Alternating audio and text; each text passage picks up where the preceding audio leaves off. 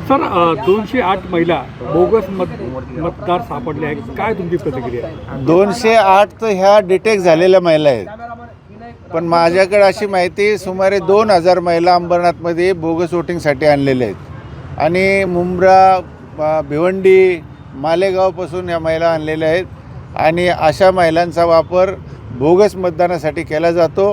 हे तपासामध्ये सुद्धा निष्पन्न होईल आणि ज्यांनी कोणी आणले त्याच्यावर कारवाई नाही केली तर आम्ही मोठं आंदोलन अंबरनाथमध्ये करू. कोण करतोय हा? कोणावर थेट आरोप आहे तुमच्या? हा तपासाचा भाग आहे. पोलीस हे निष्पन्न करतील. पोलिसांवर आमचा खूप दांडगा विश्वास आहे.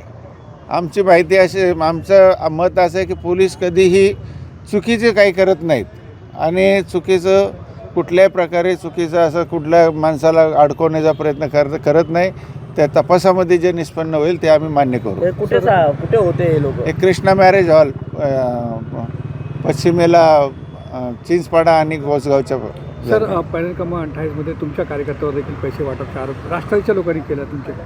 नाही, आरोप करणं वेगळी गोष्ट आहे. आता माझ्या खिशात समजा ₹1,00,000 आहेत तर मी काय वाटत सुटतो का? आरोप करणं तर हा वेगळा विषय झाला. आरोप कोणी कोणावर करतं, पण त्या बिनबुडाचे आरोप करणं ह्यांची खानदानी सवय आहे. यांना ती लागलेली सवय काहीतरी बिनबुडाचे आरोप करायचे. पण तुम्ही डिटेक्ट करा, त्याच्यामध्ये तपास बघा. तर माझ्याकडे पैसे खिशात पैसे म्हणून का मी काय पैसे वाटत सुटलो का? काय मतदानाचा काय कौल आहे? मतदानाचा कौल माझ्यापेक्षा तुम्हाला जास्त माहिती आहे. भारतीय जनता पक्ष ह्यावेळेस नगरपालिकेमध्ये बघा त्यांचा झेंडा कसा आमचा फडकतो हे आता उद्याच समजेल आपल्याला.